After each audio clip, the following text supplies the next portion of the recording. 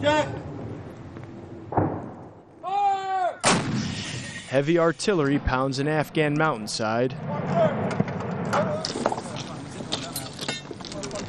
The Americans never imagined weapons like these would still be necessary. Nearly 8 years since the war against the Taliban first started. The biggest difference between Afghanistan and Iraq is I think the enemy is much better here. He is tactically sound, he is well rehearsed, and he has years and years and years of experience. So this is definitely a much better enemy we're fighting. And these guys are true believers.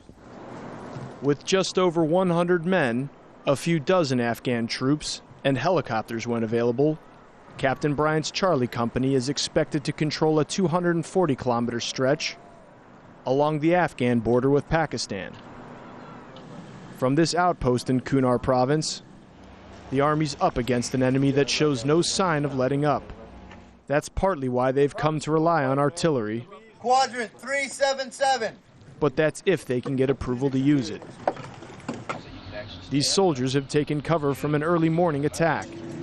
They wait in frustration while officers 2 hours away decide if they can fight back. You guys are firing back?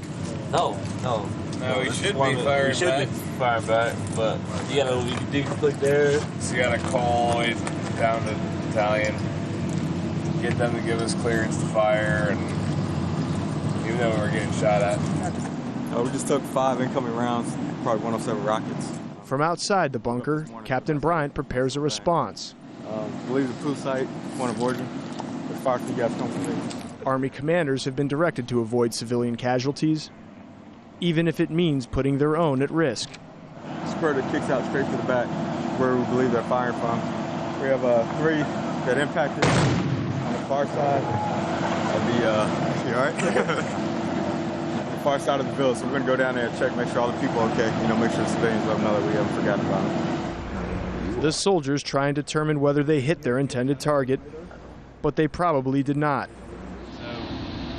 Later that night, the enemy strikes again, from the same direction, at an even closer range. 6 months into their 1-year deployment, and the procedures are familiar. The soldiers far prefer fighting when it's dark. They've got a clear upper hand with laser guidance systems and night vision goggles, but still they must wait. It's been over 40 minutes since the Taliban first struck at these soldiers. But mounting a counteroffensive is not as easy as it seems. There's layer upon layer of bureaucracy that they have to go through just to mount a counteroffensive, even when the Taliban have fired on them first. Finally, authorization is given. It may be too late. Pretty sure they split up. One heading off up towards a more populated area. We didn't pursue those with our indirect fire, so we don't have any collateral damage. The dilemmas facing these soldiers are real. If they don't return fire, the locals think they're weak. Let them know. If they fire too soon at an elusive enemy, they risk killing civilians. The stakes could not be higher for these troops. Clayton, Swisher, Al Jazeera, Kunar Province, Afghanistan.